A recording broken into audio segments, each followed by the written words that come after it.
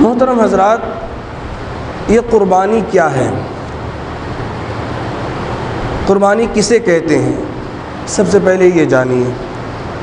قربانی کہتے ہیں، قربانی کا معنی یہ ہوتا ہے، قربانی سے مراد یہ ہے کہ وہ چیز جس سے اللہ کا قرب حاصل کیا جائے، وہ چیز جس سے اللہ کی قربت حاصل ہو، اس چیز کو کیا کہتے ہیں؟ قربانی کہا کرتے ہیں۔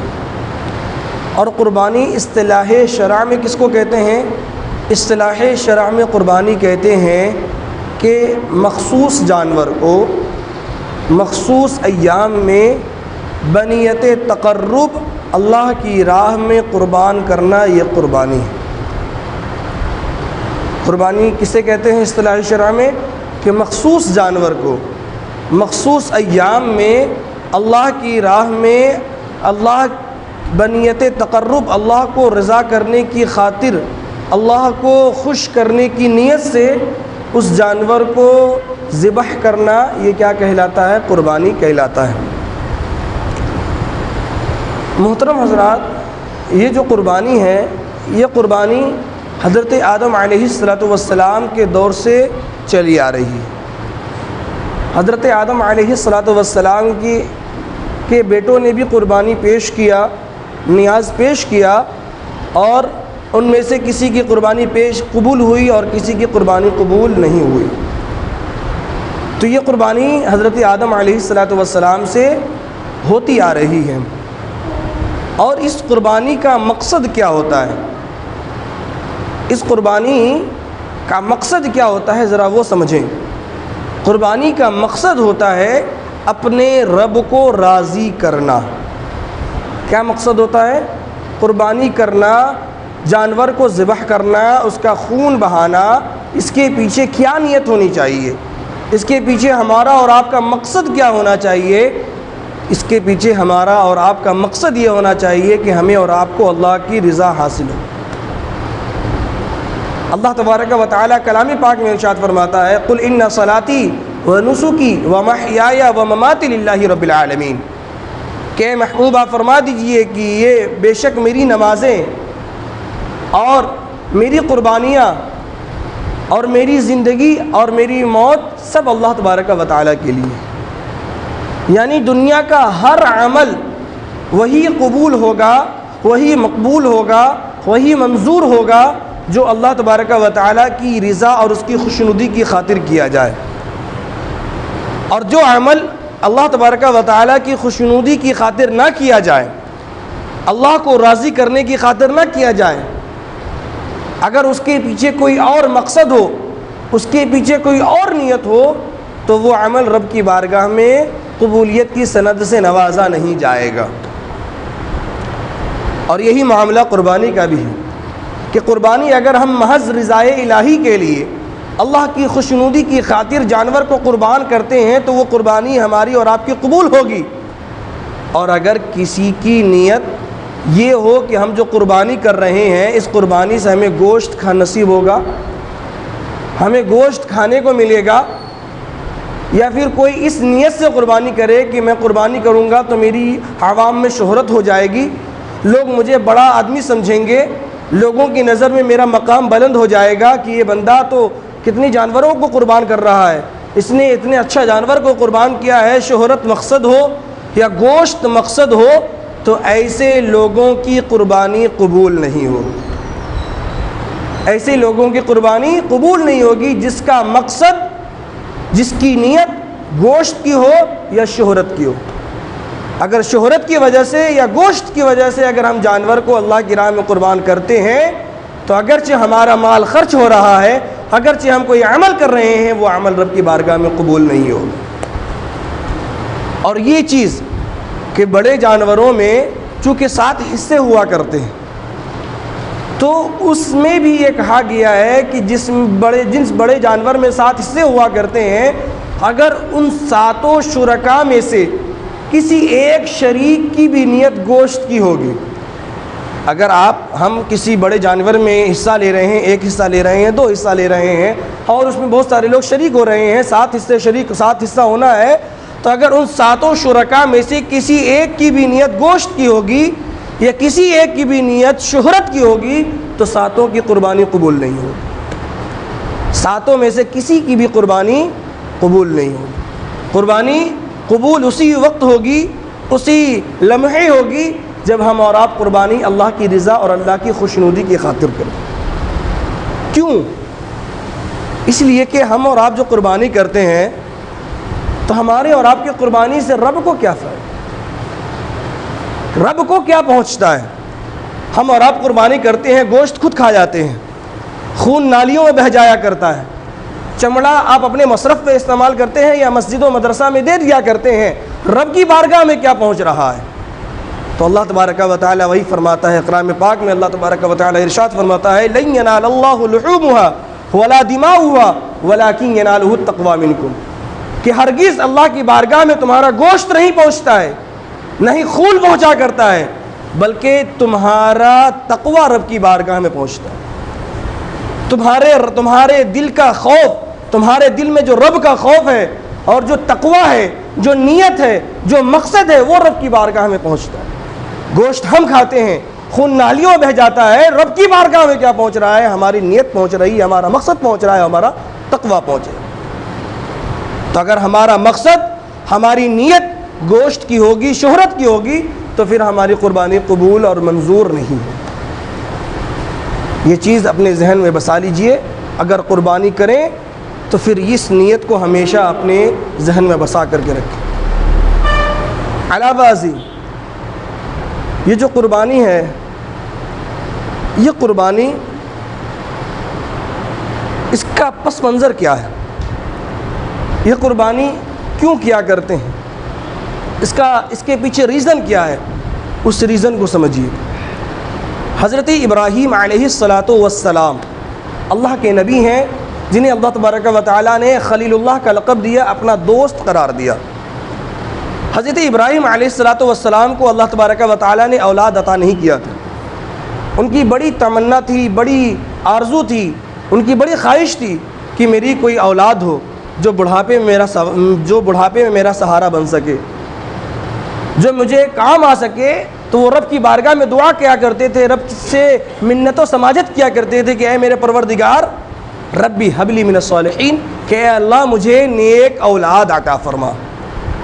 بڑی امیدوں، بڑی تمناؤں اور بڑی دعاؤں اور سماجت اور منت کے بعد اللہ تبارک و تعالیٰ نے انہیں ایک اولاد عطا کیا۔ کس عمر میں؟ جب حضرت ابراہیم علیہ السلام کی عمر شریف 99 سال کی ہو۔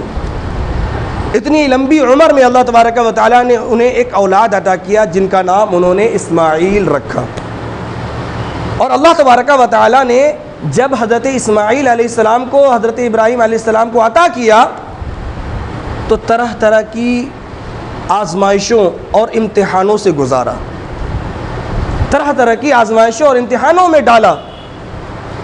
جس طریقے سے ہم اور آپ زندگی گزارا کرتے ہیں اور ہماری اور آپ کی زندگی میں جو آزمائشیں آیا کرتی ہے، مصیبتیں آیا کرتی ہیں، یہ رب کی طرف سے آزمائش ہوا کرتی ہے، امتحان ہوا کرتا ہے۔ وَلَنَبْلُوَنَّكُمْ بِشَيْءٍ مِّنَ الْخَوْفِ وَالْجُوعِ وَنَقْصٍ مِّنَ الْأَمْوَالِ وَالْأَنفُسِ وَالثَّمَرَاتِ، اللہ تبارک و تعالیٰ فرماتا ہے کہ ہم تمہیں چکھیں گے، تمہیں آزمائیں گے، بِشَيْءٍ مِّنَ الْخَوْفِ، کچھ خوف دے کر کے، وَالْجُوعِ اور بھوک دے کر کے، وَنَقْصٍ مِّنَ الْأَمْوَالِ اور مال میں نقصان دے کر کے، تجارت میں نقصان دے کر کے، بزنس میں گھاٹا دے کر کے، والانفس اور جان کے ذریعے سے تمہیں ہم جانچیں گے، آزمائیں گے۔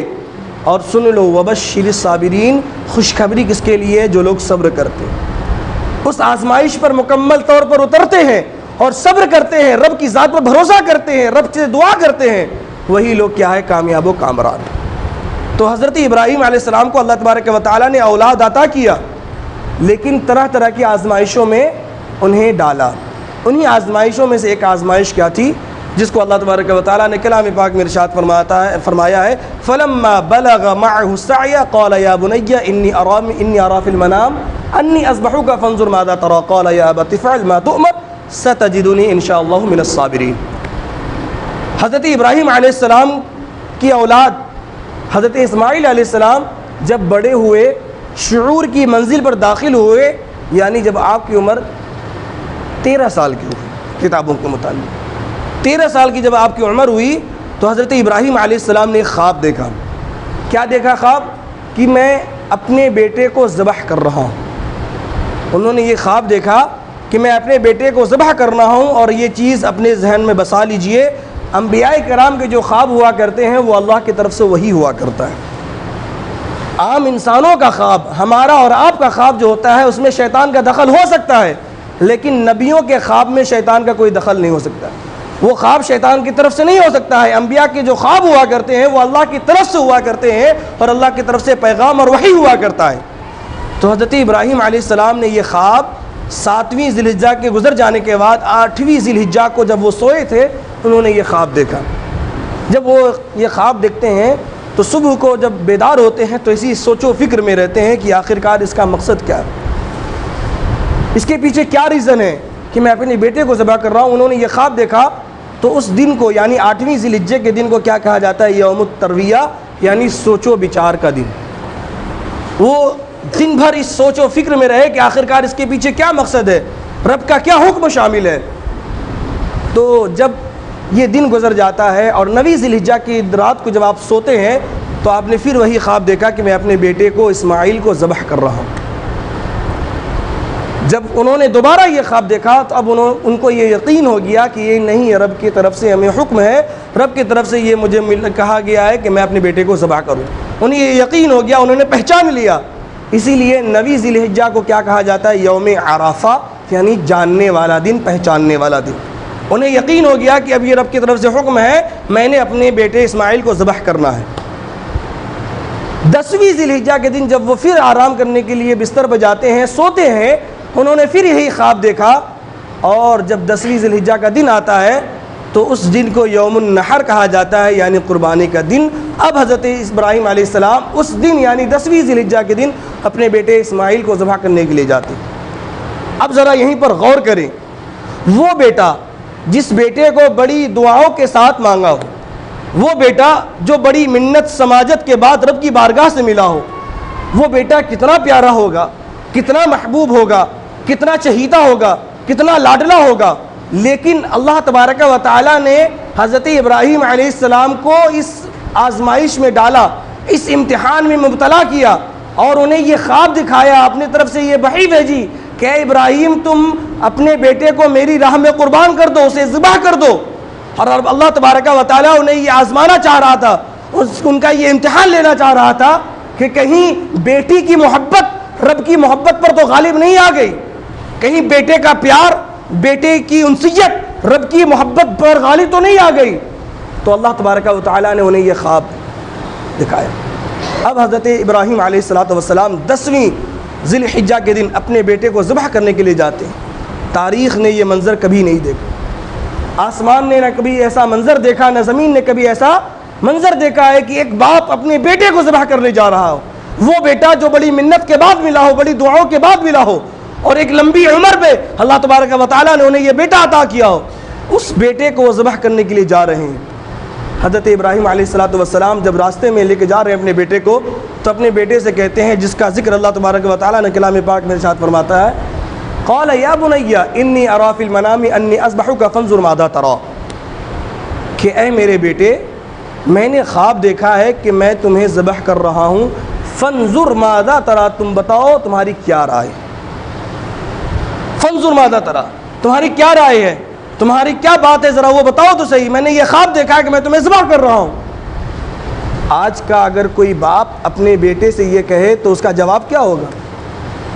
اس کا جواب یہ ہوگا کہ کیا آپ کا دماغ خراب ہو گیا ہے، آپ کا عقلی توازن ٹھیک ہے کہ نہیں ہے، آپ میرے ابا ہیں اور آپ مجھے ذبح کرنے والے ہیں، آپ یہ خواب دیکھ کر کے مجھے ذبح کرنا چاہتے ہیں۔ آج کل کے اولاد کا یہ جواب ہوگا، لیکن یہ فیضان نظر تھا یا مکتب کی کرامت تھی؟ سکھائے کس نے اسماعیل کو آداب فرزند؟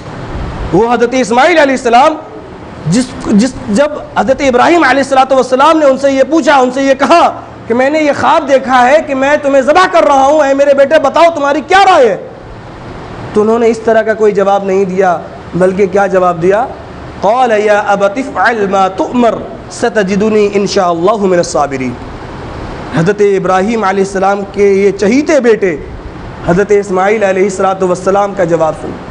حضرت اسماعیل علیہ السلام کی تربیت کیسی کیا تھا حضرت ابراہیم علیہ السلام نے کہ حضرت اسماعیل علیہ السلام کہتے ہیں کہ اے ابا حضور، آپ کو رب کی طرف سے جو یہ حکم ملا ہے آپ کر گزریے۔ یہ ایک اسماعیل کیا، اگر میرے پاس 1000 جانیں ہوا کرتی تو میں 1000 جان کو بھی رب کی بارگاہ میں قربان کر دیتا۔ یا ابت افعل ما تؤمر، آپ کو جو حکم دیا گیا ہے آپ کر گزریے۔ ستجدنی انشاءاللہ من الصابرین، آپ دیکھیں گے انشاءاللہ مجھے صبر کرنے والوں میں مجھے پائیں گے۔ یہ باپ بیٹے کے درمیان گفتگو ہو رہی۔ حضرت ابراہیم علیہ السلام اپنے بیٹے کو ذبح کرنے کے لیے لے کے جاتے ہیں اور مینا کے وادی میں لے جا کر کے اپنے بیٹے کو ذبح کرنے کے لیے لٹا دیتے ہیں۔ تاریخ نے یہ منظر کبھی نہیں دیکھا۔ ایک باپ اپنے بیٹے کو ذبح کرنے کے لیے لٹا دیا ہے۔ بیٹے نے کہا ابا حضور آپ اپنے آنکھ پر پٹی باندھ لیجئے، کہیں ایسا نہ ہو کہ جب آپ میرے حلق پر چھری رکھ کر اسے چلا رہے ہوں گے اور میری معصومیت سے چہرے پر آپ کی نظر پڑ جائے تو آپ کی محبت جاگ اٹھے اور آپ اپنے رب کے حکم سے پیچھے ہٹ جائیں، لہٰذا آپ اپنے آنکھ پر پٹی باندھ لیجئے تاکہ آپ رب کے حکم کو مکمل طور پر پورا کر سکیں۔ حضرت ابراہیم علیہ السلام اپنے آنکھ پر پٹی باندھ لیتے ہیں، حضرت اسماعیل علیہ السلام کو لٹا دیتے ہیں اور ان کو ذبح کرنے کے لیے ان کے حلق پر چھری رکھتے ہیں اور اس چھری کو چلاتے ہیں۔ پہلی بار جب چھری چلاتے ہیں چھری کام نہیں کرتی،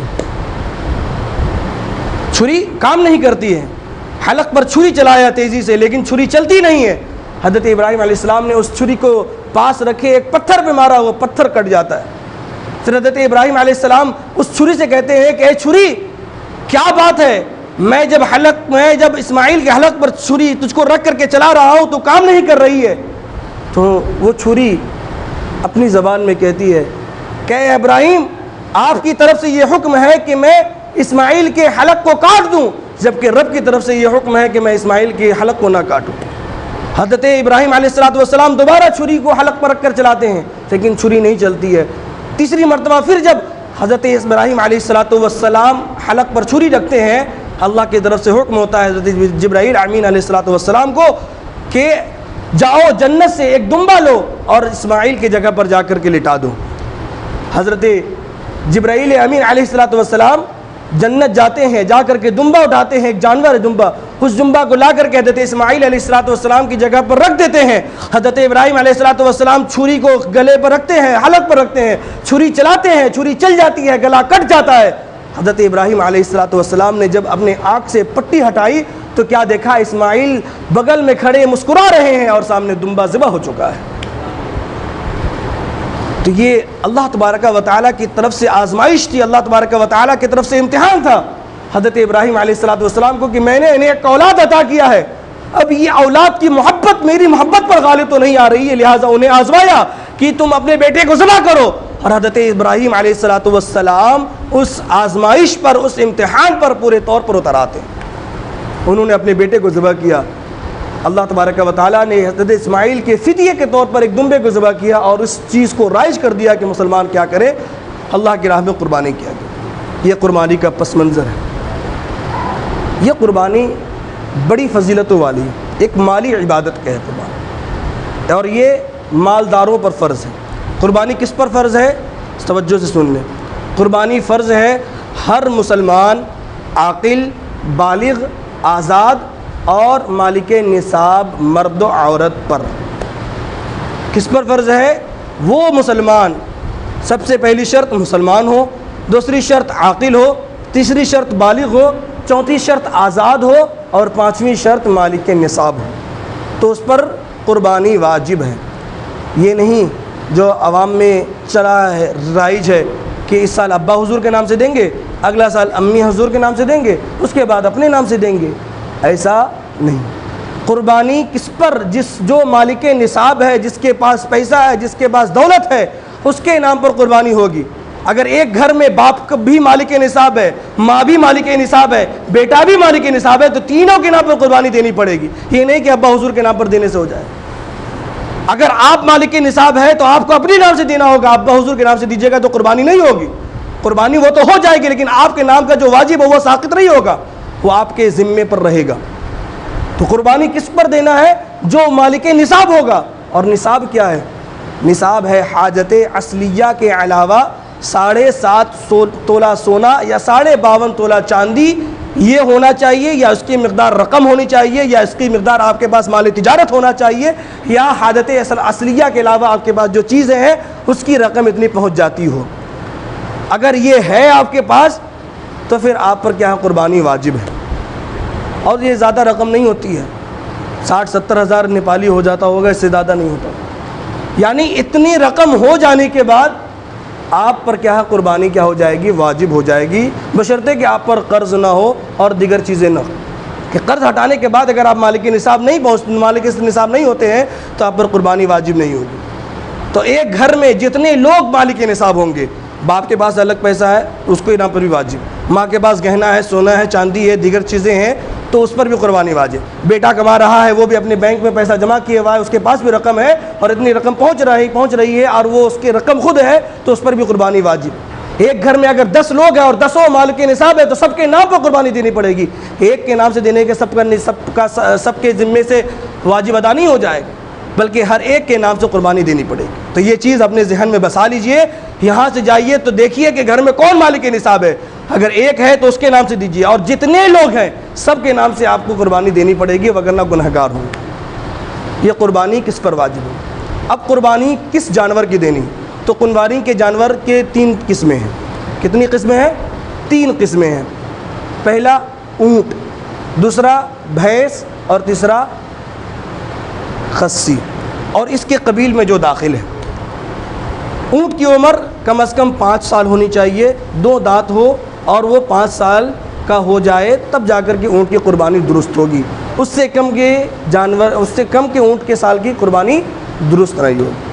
اسی طریقے سے بھینس اور اس کے قبیل میں جو داخل ہے اس کی عمر کم از کم 2 سال ہونی چاہیے، 2 سال سے کم ہے تو اس کی قربانی درست نہیں ہوگی۔ اسی طریقے سے خصی اور اس کے قبیل میں جو بھی آتا ہے، چاہے وہ بکری ہو، چاہے وہ دمبا ہو، چاہے وہ بھیڑ ہو، یا جو بھی آتا ہے، اس کا کم از کم 1 سال کا ہونا ضروری ہے۔ 1 سال سے کم ہوگا تو اس کی قربانی درست نہیں ہوگی۔ لیکن دمبے کے بارے میں یہ کہا گیا ہے کہ اگر دمبا دیکھنے میں 1 سال کا لگتا ہو، اگرچہ وہ 6 مہینے کا ہو، تب بھی اس کی قربانی ہو جائے گی۔ یہ قربانی کے جانور کی عمر ہے۔ اب قربانی کے جانور جو ہوا کریں گے وہ جانور عیوب سے پاک ہونے چاہیے، ان کے اندر عیب نہیں ہونا چاہیے۔ یہ نہیں کہ آپ جس جانور کو قربان کر رہے ہیں اگر وہ جانور لنگڑا ہے، جس کا لنگڑا پن ظاہر ہے، تو ایسے جانور کی قربانی درست نہیں۔ اگر آپ جس جانور کو قربان کر رہے ہیں وہ جانور کانا ہے اور اس کا کانا پن ظاہر ہے تو اس جانور کی قربانی درست نہیں ہوگی۔ اسی طریقے سے آپ جس جانور کو قربان کر رہے ہیں وہ جانور اتنا کمزور ہے، اتنا لاغر ہے کہ وہ اس کے ہڈیوں میں گودا نہیں ہے، وہ مقتل گاہ تک نہیں پہنچ سکتا ہے، جہاں اس کے ذبح کیا جائے وہاں تک بھی نہیں چل کے جا سکتا ہے، تو ایسے جانور کی قربانی درست نہیں۔ آپ ایسے جانور کی قربانی کریں جو جانور کیا ہو؟ فربا ہو، موٹا تازہ ہو، اس لیے کہ یہ جانور قیامت کے دن آگے چل کر کے پل صراط پر آپ کی سواری بنے گی۔ تو جتنا مضبوط اور جتنا فربا، جتنا موٹا تازہ جانور ہوگا اتنی اچھی سواری آپ کو نصیب ہوگی۔ لہٰذا قربانی ایسا دے جو کیا ہو؟ موٹا تازہ اور فربا، اس لیے کہ قربانی کا جانور کل قیامت کے دن اپنے کھروں اور اپنے بالوں کے ساتھ آئے گا، اور جس نے اس کو قربان کیا تھا وہ اس کی مغفرت کرے گا، اس کی مغفرت کروائے گا۔ قربانی کیا ہے؟ قربانی کے متعلق اور 2-4 باتیں میں آپ لوگوں کو بتاؤں۔ قربانی کے متعلق نبی کریم صلی اللہ تعالیٰ علیہ وسلم کا عمل کیا تھا؟ حضرت انس رضی اللہ تعالیٰ عنہ غالباً راوی ہے، وہ فرماتے ہیں کہ حضور علیہ الصلوۃ والسلام ہر سال 2 جانور کی قربانی دیا کرتے تھے، لہٰذا میں بھی ہر سال 2 جانور کی قربانی دیا کرتا ہوں۔ اور میں نے نبی پاک علیہ الصلوۃ والسلام کی حدیث پاک ہے، حضور علیہ السلام نے ارشاد فرمایا کہ قربانی جو جس جانور کا ہم کرتے ہیں، جسے ذبح کرتے ہیں، قربانی کے جانور کا خون زمین پر بعد میں گرتا ہے، رب کی بارگاہ میں مقبول وہ پہلے ہو جاتا ہے۔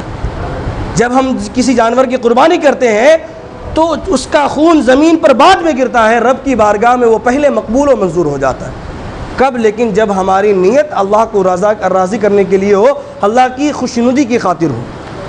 اسی طریقے سے میرے حضور علیہ الصلوۃ والسلام کی بارگاہ میں صحابہ کرام نے عرض کیا، یا رسول اللہ صلی اللہ تعالیٰ علیہ وسلم ما هذه الاضاحی، یا رسول اللہ صلی اللہ تعالیٰ علیہ وسلم یہ قربانیاں کیا ہے؟ تو حضور علیہ السلام نے ارشاد فرمایا سنت ابیکم ابراہیم علیہ الصلوۃ والسلام، یہ قربانی تمہارے ابا حضرت ابراہیم علیہ الصلوۃ والسلام کی سنت ہے۔ صحابہ کرام نے عرض کیا فما لنا فیہا یا رسول اللہ، ہمارے لیے اس میں کیا ہے؟ یعنی ہم قربانی کریں گے تو اسے ہمیں کیا فائدہ ملے گا، بینیفٹ کیا ملے گا، اس کا ہمیں فائدہ کیا ملے گا؟ تو حضور علیہ السلام نے ارشاد فرمایا بکل شعرۃ حسنہ، یعنی قربانی کے جانور کے کھال کے ہل بال کے بدلے اللہ تبارک و تعالیٰ آپ کے نامہ اعمال میں ایک نیکی لکھ لے گا۔ یعنی آپ جس جانور کو قربانی کر رہے ہیں اس قربانی کے جانور کے کھال میں جتنے بال ہوں گے اللہ تبارک و تعالیٰ اتنی نیکی آپ کے نامہ اعمال میں لکھ دے گا۔ صحابہ کرام نے عرض کیا یا رسول اللہ فالصوف، یا رسول اللہ صوف کے متعلق کیا ہے؟ یعنی جس جانور کے کھال میں بال نہیں ہوتا بلکہ اون ہوا کرتے ہیں، جیسے بھیڑ ہوا کرتے ہیں اس میں اون ہوا کرتا ہے، تو اس کے بارے میں کیا؟ تو میرے حضور نے ارشاد فرمایا کہ جس طریقے سے ہر بال کے بدلے ایک نیکی ملے گی، اسی طریقے سے ہر صوف کے بدلے، ہر اون کے بدلے اللہ تبارک و تعالیٰ آپ کے نامہ اعمال میں ایک نیکی کو درج کرے۔ تو یہ قربانی جو لوگ کرتے ہیں انہیں یہ فائدہ پہنچے گا، لیکن جو لوگ صاحب استطاعت ہونے کے باوجود، مالک نصاب ہونے کے باوجود قربانی نہیں دیتے ہیں، وہ لوگ ان کے بارے میں حضور علیہ السلام نے کیا ارشاد فرمایا؟ وہ سماعت کرے۔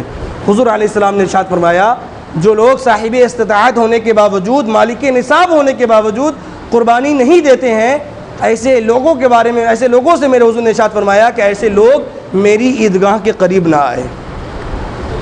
یعنی وہ عید الاضحیٰ کی نماز ادا کرنے کے لیے عیدگاہ کی طرف نہ آئے کہ اللہ تبارک و تعالیٰ نے انہیں مال و دولت عطا کیا، ان پر قربانی واجب ہے اور وہ قربانی نہیں کر رہے ہیں، تو ایسے لوگ عیدگاہ کی طرف نہ آئے، عیدگاہ کی نماز میں عیدگاہ میں عید الاضحیٰ کی نماز پڑھنے کے لیے نہ آئے۔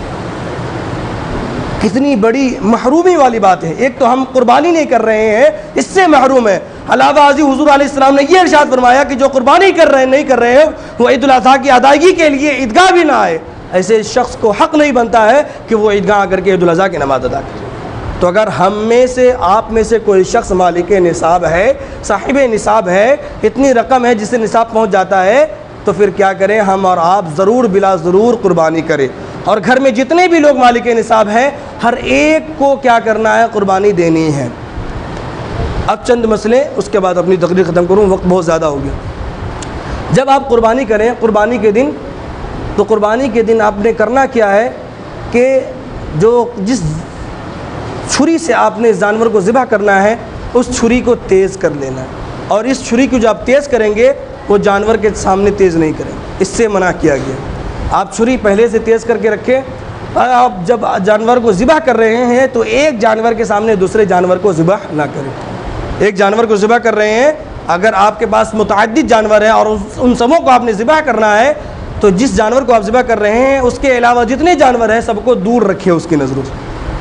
تیسری بات یہ کہ جب جانور کو ذبح کر دیا جائے تو اسے مکمل طور پر ٹھنڈا ہونے دیں، اس کے جسم کو ٹھنڈا ہو جانے دے، اس کے جسم کے ہر عضو سے روح کو نکل جانے دے۔ جب مکمل ٹھنڈا ہو جائے تب جا کر کے اس کے ہاتھ اور پیر میں ہاتھ لگائے، یعنی چمڑا نکالنے کی کوشش۔ جب تک ٹھنڈا نہ ہو تب تک آپ اس کے ہاتھ یا پیر سے چمڑا نکالنے کی کوشش نہ کریں، مکمل طور پر اس کے جسم سے روح نکل جانے دیں۔ اسی طریقے سے جب جانور کو آپ ذبح کر رہے ہیں تو جانور کو ذبح کرنے کے بعد جو گوشت آپ کو نصیب ہوتا ہے تو اس گوشت کے 3 حصے کریں۔ کتنے حصے کریں؟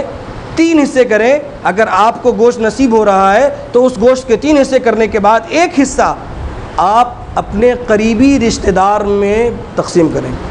آپ اپنے رشتہ دار میں دیکھیں، اپنے خیش و اقارب میں دیکھیں کہ کسی نے قربانی نہیں کیا ہے، کون سے آپ کے رشتہ دار، کون سے ریلیٹیو جو غریب ہیں انہوں نے قربانی نہیں کیا، ان کے یہاں قربانی نہیں ہوئی ہے، تو آپ ان کے یہاں قربانی کا گوشت بھیجیں، اور ایک حصہ غریبوں فقیروں میں تقسیم کر دیں، اور ایک حصہ آپ اپنے کھانے کے لیے رکھیں۔ اور اگر آپ کے گھر میں زیادہ افراد ہیں، لوگوں کی تعداد زیادہ ہے، تو آپ مکمل گوشت بھی اپنے گھر میں رکھ سکتے ہیں، اس کی بھی مکمل طور پر اجازت ہے۔ علاوہ ازیں یہ چیز اپنے ذہن میں بسا لیجئے، اپنے ذہن و فکر میں بالکل بٹھا لیجئے کہ قربانی کے جانور کے گوشت کو کسی غیر مسلم کو کھلانے کی اجازت نہیں، کسی بھی غیر مسلم کو۔ لوگوں کا یہ نظریہ ہوتا ہے کہ اس میں تو قربانی ہے، گوشت ہے، یہ ہے۔ ذرا اپنے دوستوں احباب کو پوچھ لیتے ہیں جو ہمارے غیر مسلم دوست ہیں، ہندو ہے اور دیگر مذہب کے ماننے والے ہیں، تو اس کو دعوت دے کے کھلا لیں۔ تو قربانی کے جانور کا گوشت آپ کسی غیر مسلم کو نہیں کھلا سکتے ہیں۔ اگر آپ کو کھلانا ہے تو خرید کر لائے اور اسے کھلائے، قربانی کے جانور کے گوشت کو آپ نہیں کھلا سکتے، اس کی اجازت نہیں ہے۔ یہ چیزیں آپ اپنے ذہن و فکر میں بسا کر کے مکمل طور پر اللہ تبارک و تعالیٰ کی رضا اور خوشنودی کی خاطر قربانی کرے۔ اللہ تبارک و تعالیٰ ہماری اور آپ کی قربانی کو قبول فرمائے۔ اور ایک اعلان سماعت فرمائے، پھر اپنی تقریر ختم کروں گا۔ اعلان یہ ہے کہ جمعرات کے دن بقرعید کا دن ہے، اور اسی جمعرات کے دن عید الاضحیٰ کی نماز کی ادائیگی کے لیے ہم اور آپ مدرسہ اشرفیہ اظہار العلوم کے وسیع و عریض میدان میں عیدگاہ کی نماز ادا کرنے کے لیے جائیں۔ اور عید الاضحیٰ کی نماز کا جو وقت مقرر کیا گیا ہے وہ 8 بجے رکھا گیا ہے، یعنی 8 بجے سے پہلے آپ مدرسہ اشرفیہ اظہار العلوم کے وسیع و عریض عیدگاہ میں تشریف لے جائیں اور وہاں جا کر کے عید الاضحیٰ کی نماز ادا کریں۔ عید الاضحیٰ کی نماز ادا کرنے کے بعد خطبے کو سنیں اور دعا میں شامل رہے، اور دعا کے بعد اپنے گھروں میں آ کر کے اپنے جانوروں کو قربان کریں۔ اللہ تبارک و تعالی ہمیں اور آپ کو کہنے سننے سے زیادہ عمل کرنے کی توفیق و رفیق عطا فرمائے۔ آمین۔ وآخر دعوانا ان الحمد للہ رب العالمین۔